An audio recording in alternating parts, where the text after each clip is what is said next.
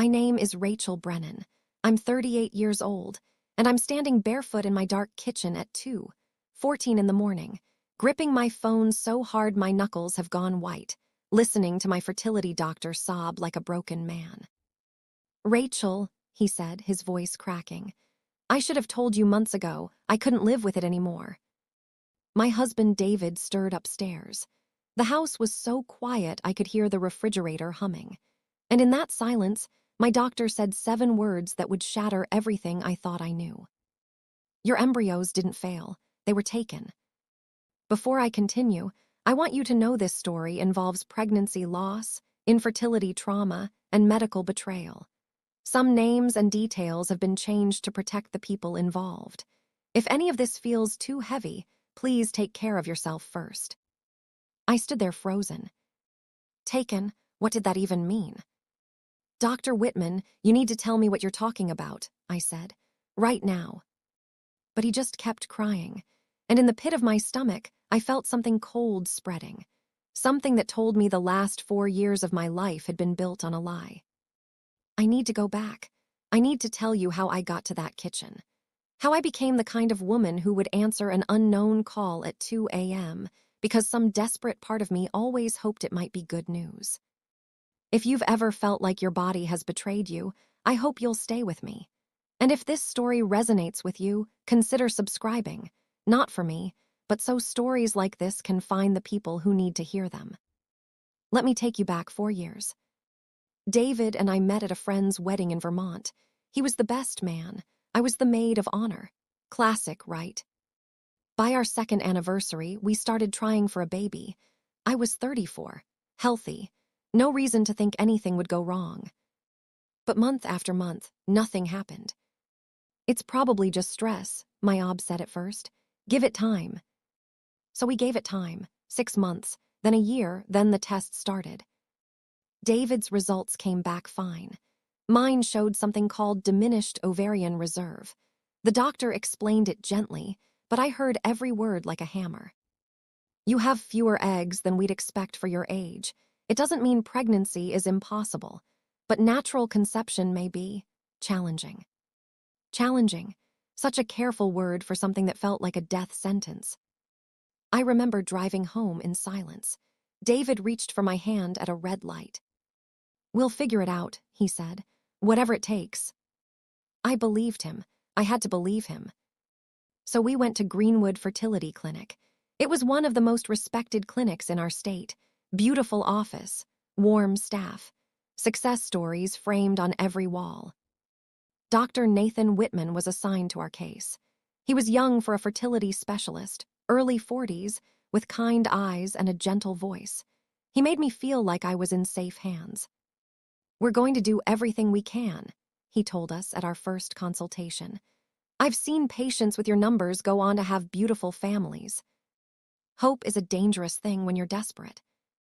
Our first IVF cycle was brutal. The injections, the hormones, the emotional roller coaster that had me sobbing in the bathroom 1 minute and laughing hysterically the next. But we got 3 embryos, 3 tiny clusters of cells that felt like miracles. Transfer day was sacred. David held my hand. We watched the monitor together.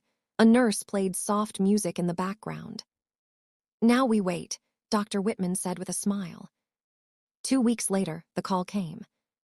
I'm so sorry, Rachel. The embryos didn't implant. Failed. That word would haunt me for years. We tried again. 2nd cycle. This time we got 4 embryos. These look really good, Dr. Whitman said, showing us the images. Grade A quality. I let myself hope. I let myself imagine a nursery. Baby names, first steps. The call came again. I'm so sorry. Failed. Something inside me started cracking. David and I fought for the first time in our marriage that night. Not about anything real. About dishes. About whose turn it was to call the insurance company. About nothing and everything. Maybe we should take a break, he said quietly. A break from what? I snapped. From trying to have a family. He didn't answer, and I felt the distance growing between us like ice forming on a pond. But we pushed forward, What else could we do? Third cycle, 2 embryos.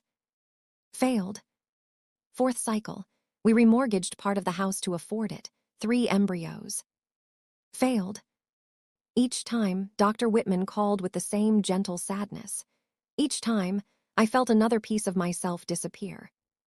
The embryos just aren't taking, he explained. Sometimes we don't know why. Your uterine lining looks perfect. The embryos are grading well. It's a mystery. A mystery, like my body was a riddle nobody could solve.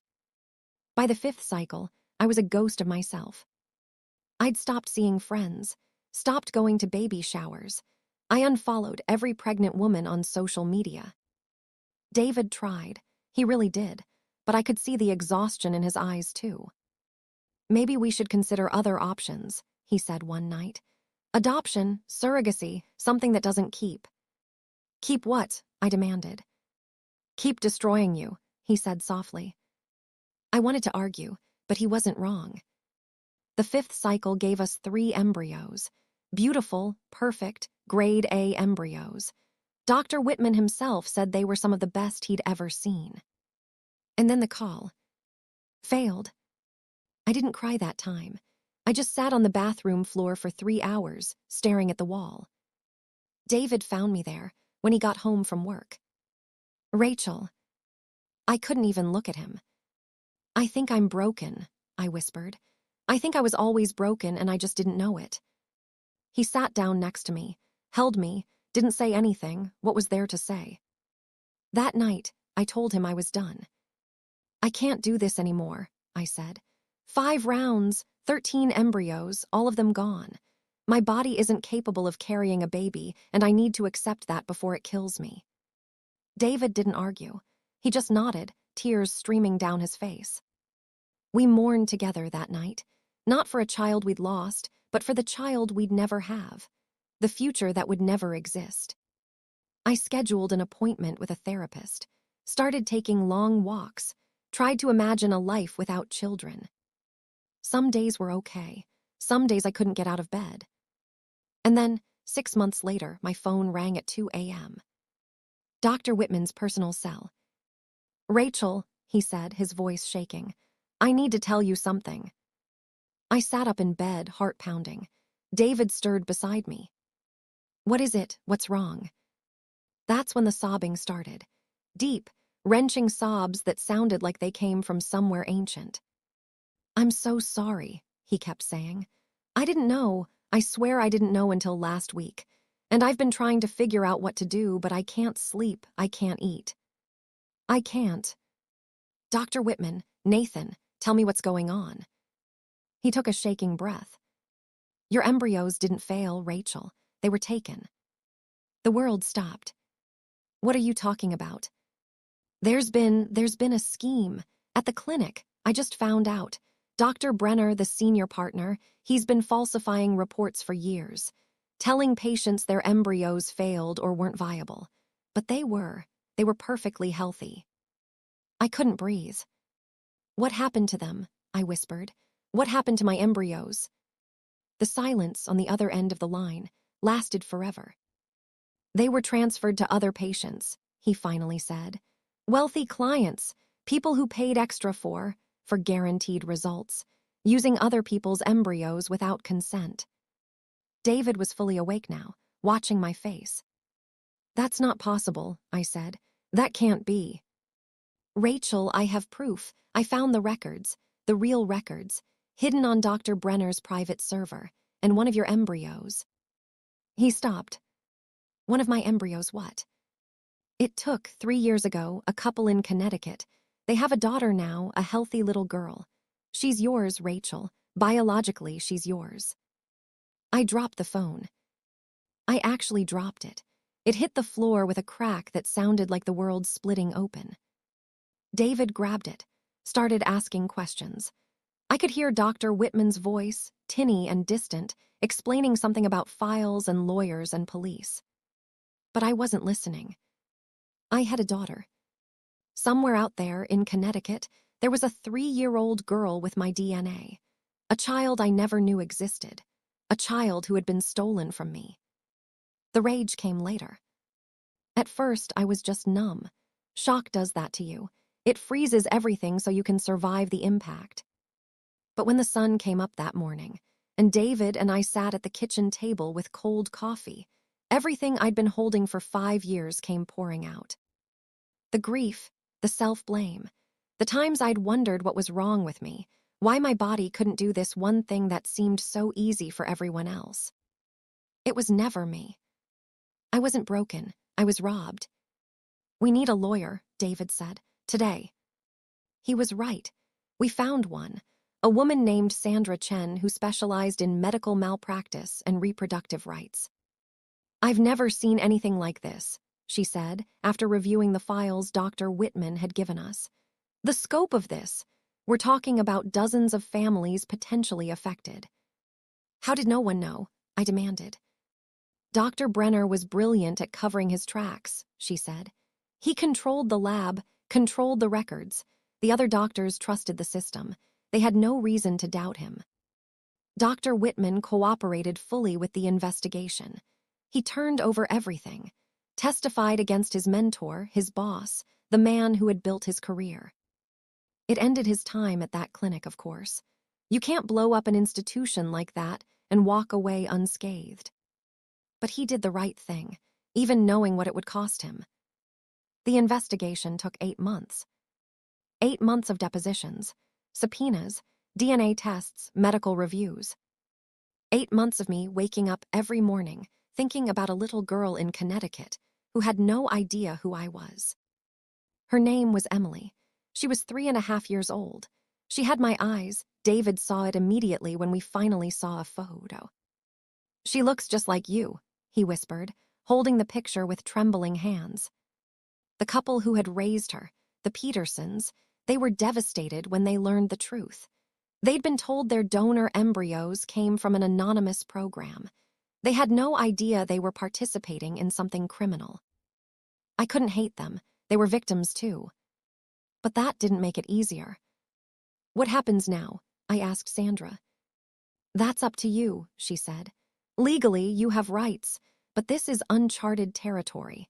There's a child in the middle of it. Whatever happens needs to prioritize her well-being." Her well-being, my daughter's well-being. I'd never even held her, and I was being asked to think about what was best for her. Dr. Brenner was arrested that spring. The news coverage was everywhere. National outlets picked it up. The story of the fertility doctor who stole embryos and sold them to the highest bidder. 16 families were affected. 16. Some of them had embryos that were simply destroyed and labeled as failed. Some had embryos that went to research without consent. And 3 families, including mine, had children out there who weren't where they were supposed to be. The criminal trial was brutal. I testified, sat on that witness stand and told a courtroom full of strangers about every injection, every hope, every failure. "He told me they weren't viable," I said, my voice cracking. "He looked me in the eye and told me I couldn't have children, and the whole time he knew. Dr. Brenner didn't look at me once. He was convicted on 47 counts: fraud, theft, violation of medical ethics, reckless endangerment. 15 years in federal prison. It wasn't enough. Nothing would ever be enough. But it was something. The civil settlement came later. Greenwood Fertility Clinic's insurance paid out millions to the affected families. David and I used part of ours to pay off the house and start a foundation for families affected by fertility fraud. But the money wasn't what mattered. Emily mattered. The Petersons and I started with letters, then phone calls, then, finally, a meeting at a park halfway between our homes. I'll never forget that day. Emily was wearing a yellow dress. She had pigtails and a gap-toothed smile, and she was chasing butterflies near the swing set. I stood there watching her and I couldn't move. I just couldn't. David squeezed my hand. "It's okay," he whispered. "Take your time." Mrs. Peterson, Karen, walked over with tears in her eyes. "She's incredible," she said. "I want you to know that. Whatever happens, she's the most incredible little girl, and part of that is you." I couldn't speak. I just nodded. We didn't rush anything. We couldn't. Emily had parents, the only parents she'd ever known. Ripping her away from them would have caused more trauma than healing. So we became something else, something new. At first, I was just Rachel, Mommy and Daddy's friend. Then I became Aunt Rachel. Then, when she was old enough to understand, we told her the truth, gently, carefully, with therapists guiding every word. "So you're like my other mommy?" she asked, her little face scrunched up with concentration. "Something like that," I said, my heart shattering and rebuilding in the same moment. "I'm someone who loves you very much, and I always will." She nodded seriously. Then she asked if I wanted to see her room. It's been 3 years since that day in the park. Emily is 7 now. She splits holidays between both homes. She has 2 sets of parents who adore her, who would do anything for her. It's not the family I imagined when I started this journey. It's messier, more complicated, sometimes painful in ways I can't even articulate. But it's real, and it's mine. David and I also did something I never thought we'd do. After everything, after the trauma and the lawyers and the years of healing, we tried again. Different clinic, extensively vetted, every step watched like a hawk. 2 years ago, I gave birth to a baby boy, Thomas David Brennan, 7 pounds, 4 ounces. I held him in that delivery room and sobbed like I've never sobbed in my life. My body wasn't broken. It never was. I think about the version of me who sat on that bathroom floor, convinced she was fundamentally flawed.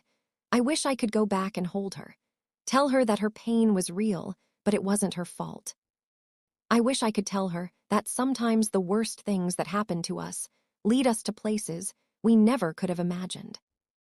Dr. Whitman reached out last year. He's working at a small clinic now, nothing fancy. He wanted to apologize again for not seeing it sooner, for being part of a system that failed me. "You saved me," I told him. "That phone call at 2 a.m., it gave me my daughter. It gave me my truth. You risked everything to do the right thing." He cried again. I think he'll always carry guilt about those years, but I've forgiven him. I had too. Carrying that kind of anger was poison, and I've been poisoned enough. Here's what I know now. The journey to motherhood isn't always beautiful. Sometimes it's brutal. Sometimes it's unfair in ways that defy explanation. But you are not your diagnosis. You are not your failures. You are not what doctors or tests or statistics say about you. You are so much more than that. If you're in the middle of your own journey right now, if you're injecting hormones or waiting for test results or grieving a loss that no one around you seems to understand, I see you. I was you. And I'm telling you that your story isn't over. Whatever happens, whatever path you end up on, your story isn't over. Emily drew me a picture last week. It's hanging on my refrigerator right now. It shows 2 houses with a line between them and a little girl with yellow hair running back and forth. Underneath, in her careful first-grade handwriting, she wrote, "My family is big because I am lucky." She's right. And so am I. I'd love to hear from you in the comments. What's the one thing you wish people understood about the journey to parenthood, the part no one talks about? If this story meant something to you, I hope you'll share it. Not everyone talks about fertility fraud. Not everyone knows it can happen. But the more we share, the more power we take back. Thank you for listening. Thank you for being here. And wherever you are in your journey, please know, you are not alone.